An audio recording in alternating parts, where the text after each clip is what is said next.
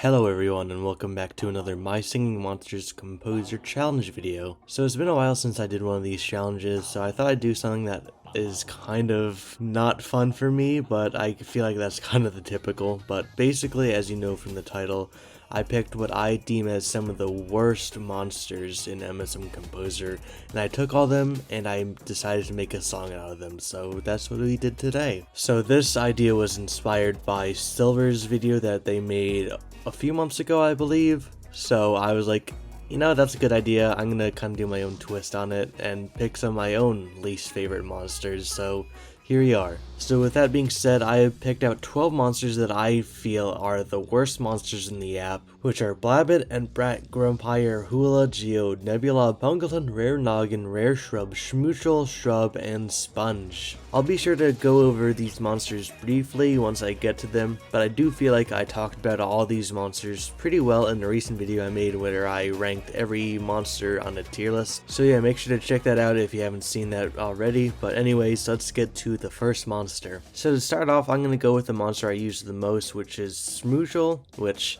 honestly is probably the best monster out of this selection because the biggest reason why is because they have held notes, which makes it really easy to use them for chords, because all the other monsters either don't have held notes, or if they do, they are just not meant to hold chords, so you'll see why later. But anyways, yeah, as for Schmoochle, I think they did a pretty good job for what I had them do.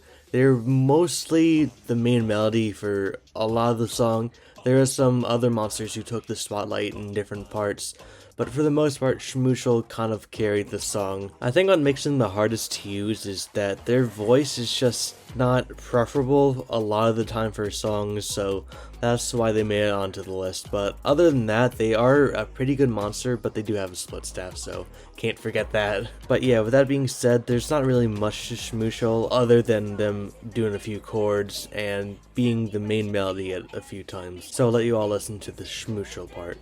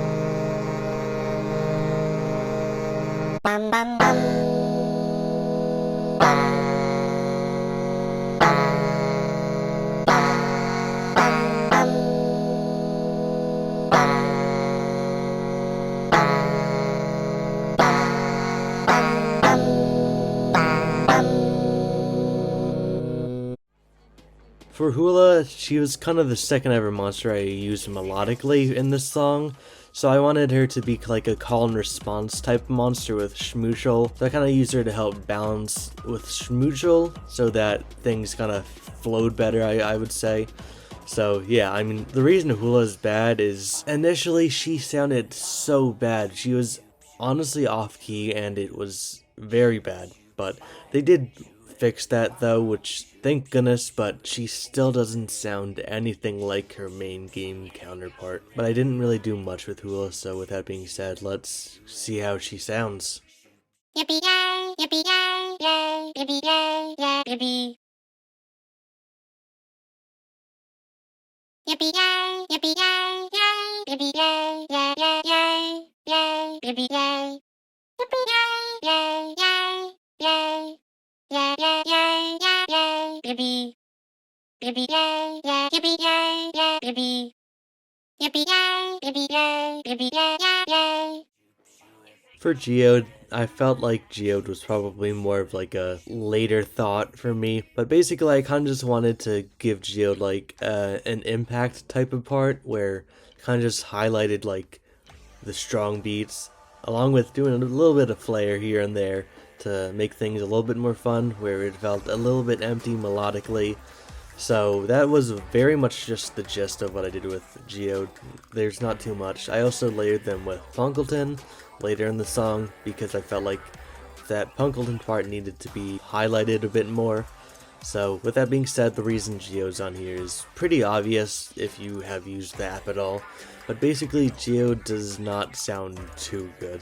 It is definitely one of the most out-key monsters we have in the app. And it pains me because I've been forced into a spot where I have to use it for things like bells and stuff. So I've been able to kind of work around that.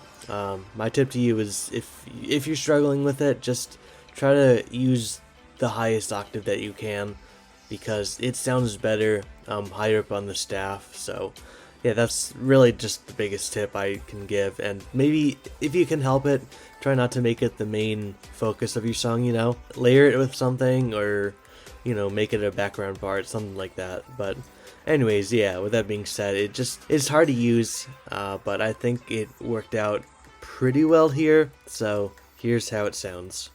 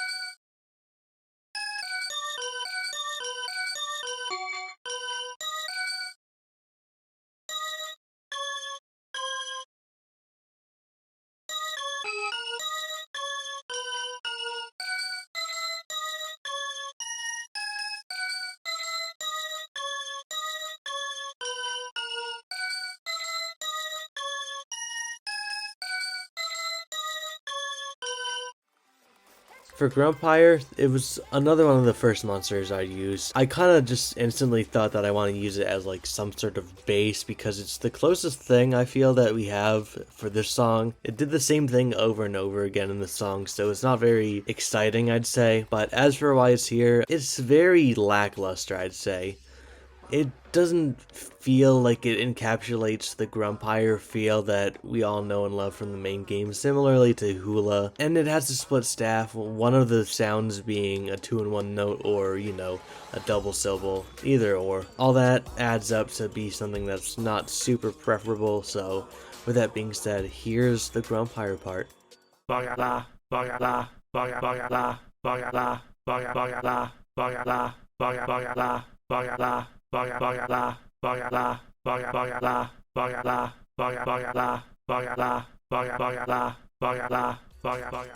Entbrat, I was not too sure what I wanted to do. Going too low on the staff, it's hard to tell what notes are being played, I'd say, similarly to like thumpies or rare thumpy, something like that. It was like a predicament really, because Entbrat's lower staff sounded much more like an Entbrat, well, the upper staff, you could actually tell what the notes were, yet it sounded much less like an Entbrat, so it was a shame. But with that being said, I kind of just gave it a little progression part in what I'm going to call the Punkleton verse.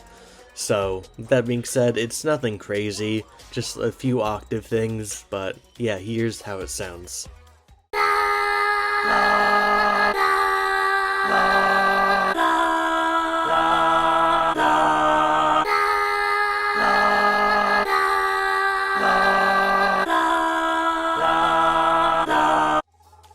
For Blabbit, it has a very underwhelming part, I'd say, but I feel like it's necessary to the song because in the beginning, it kind of feels a bit empty. So I wanted Blabbit to do a droning note that you'll see in a second, and then I kind of did like a third chord, just 1 and 3, when it felt like it fit when we were having some harmonies. So that's really all there is to Blabbit. It just holds out a note for the entire measure. Yeah, that's just about it.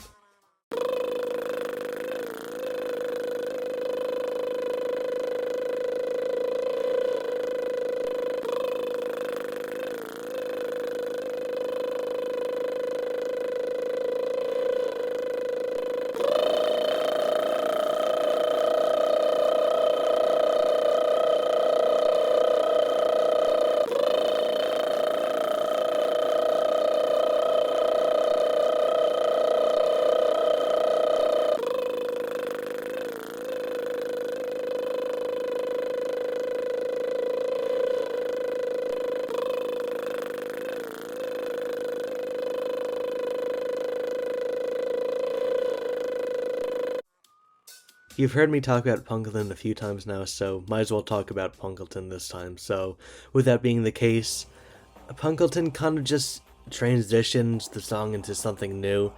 I kind of just did like arpeggiated triads, like major, minor, major, minor, major, minor. Really, that's just the whole thing. And then a lot of other monsters kind of just made it so it's more interesting. That's really the biggest thing.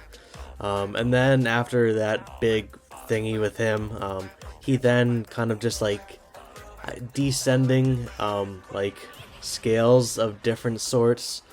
So it's very basic, but I think it really set up the basis for a lot of other monsters. So yeah, that's really about it. The reason Punkleton's pretty bad is because the split staff and both of its notes are like 2 in 1, so that is very undesirable. So yeah, instant dinging. Plus, it just doesn't sound anything like a good Punkleton sound. It sounds like seasonal Shanty Punkleton, which is not a good one. But you should have gotten like a Plain Island or Gold Island one. Those are like peak Punkleton, you know? But anyways, yeah, here's how it sounds.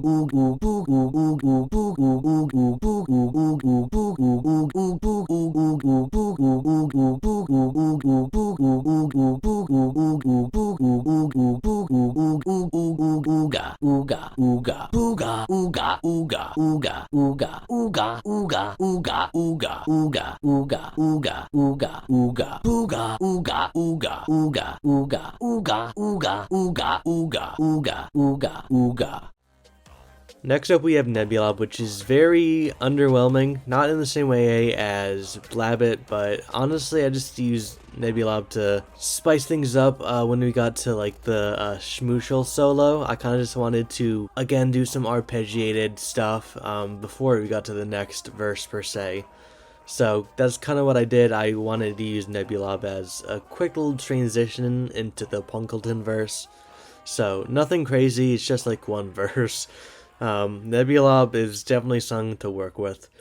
It hurts me that he has to be here because the reason he's so bad is because of his double syllables, as it almost always ruins how he sounds because just the whole rhythm of it is horrendous. It's definitely the worst occurrence of Nebulob or any double syllable monster.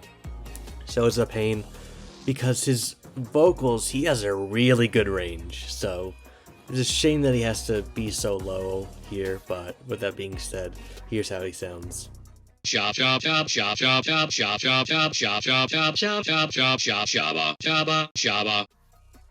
up we have Spunge, who just barely made it into the worst. I feel like Spunge is almost good, but it really gets weighed down by its upper staff because it sounds really bad. It's hard to hear, and it's very out of tune, so it's a shame.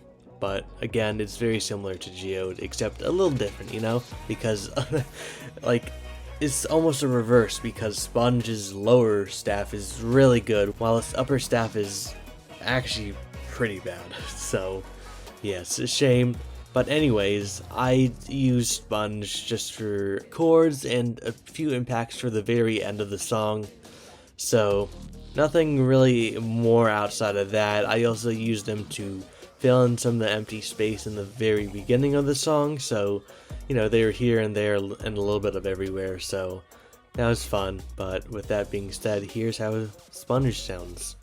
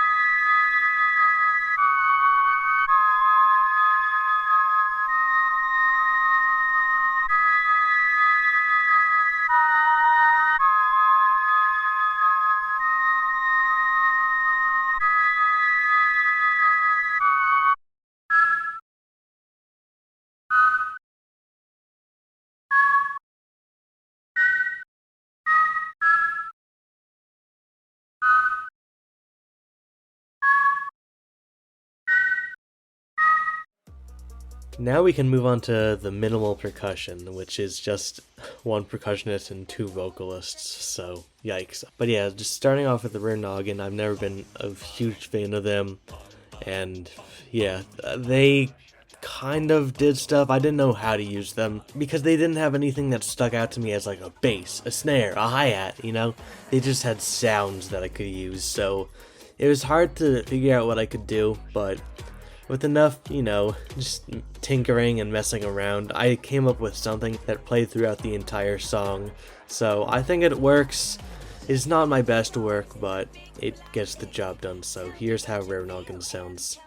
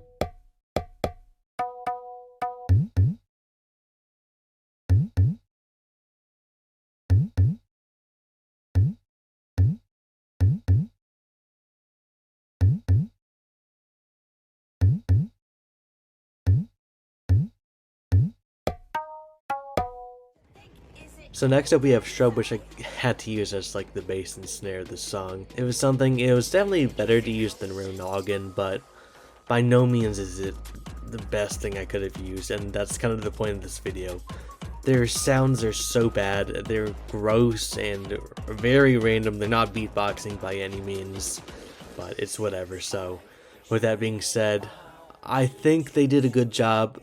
If I'm forced to use Shrubb or Rare Shrubb, which in this case I used both, I'm able to do something alright with them, but I'm not happy that I have to use them, you know? So yeah, with that being said, I just made Shrubb play throughout the entire song as well, because I don't have any other type of percussion for this song, so gotta make do with what I have. So yeah, I kind of just made Shrubb the bass and snare of the song, so here's how it sounds.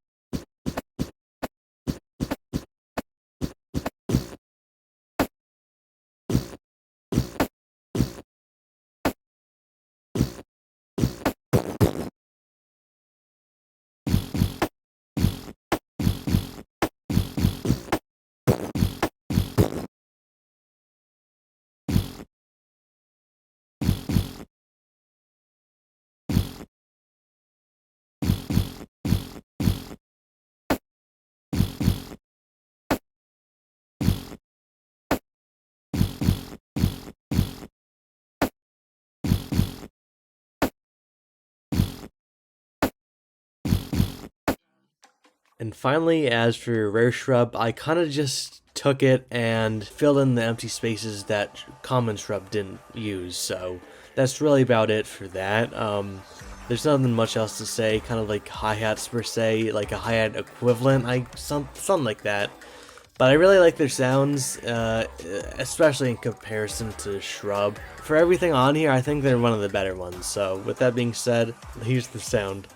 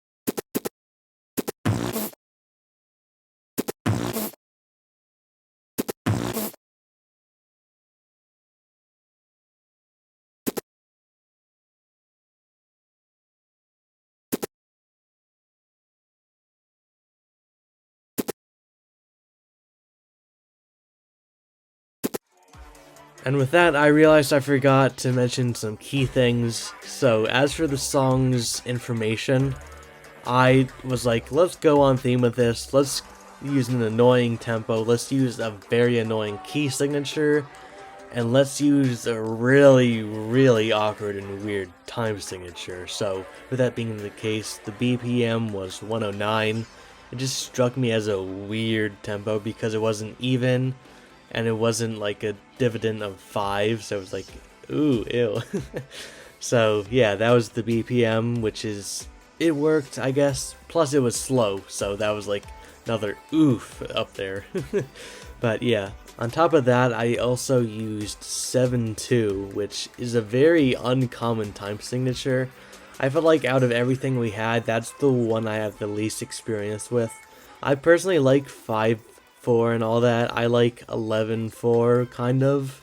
So I had some experience with those, so I wanted to pick some other odd time signature that I don't really know how to use. So with that being said, I went with 7/2 because you really never see that. So it was interesting to work with that.